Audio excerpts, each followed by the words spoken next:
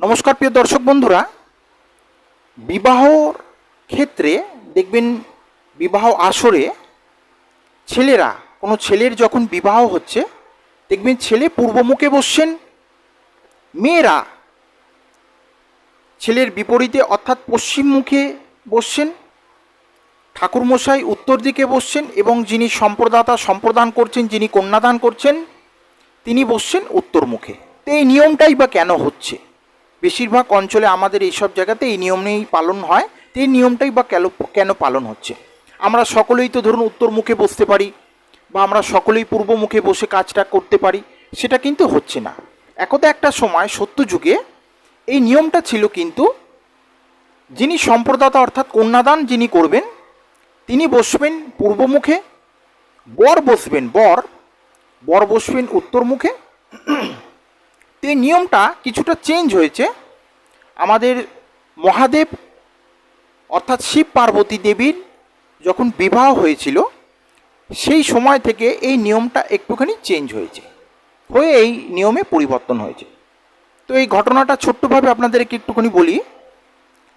যখন শিব পার্বতী দেবীর বিবাহর আসরে মহাদেব এসে উপস্থিত হন, সেইখানে দুটি আসন পাতা ছিল। একটি আসন স্বয়ং মহাদেব বসবেন এবং একটি আসন পার্বতী দেবীর পিতা বসবেন। তো পার্বতী দেবীর পিতার বসবার কথা ছিল পূর্ব মুখে এবং মহাদেবের বসবার কথা ছিল উত্তর মুখে, কিন্তু মহাদেব সেটি কোনো কারণে খেয়াল করেননি।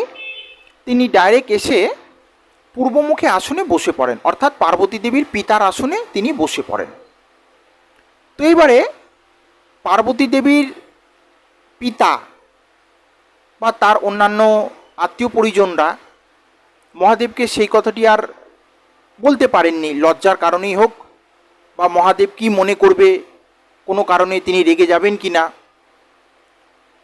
তো তিনি যখন পূর্বমুখে বসে পড়েছেন, তাকে এখন উঠিয়ে দিয়ে উত্তর মুখে বসাবেন, তো সেইটি একটা অপমানজনক একটা বিষয় হতে পারে। সেই কথাটা মান্যতা রেখেই মহাদেবকে আর সেই রকম কিছু বলা হয়নি এবং সেই থেকেই এই নিয়মটি পরিবর্তন হয়েছে। অর্থাৎ বিবাহর ক্ষেত্রে ছেলেরা পূর্বমুখে বসছেন, মেয়ে পশ্চিম মুখে বসছেন এবং মেয়ের পিতা যিনি কন্যাদান করছেন তিনি বসছেন উত্তর মুখে এবং ঠাকুরমশাইও বসছেন উত্তর মুখে। তো নমস্কার প্রিয় দর্শক বন্ধুরা, এই ছোট্ট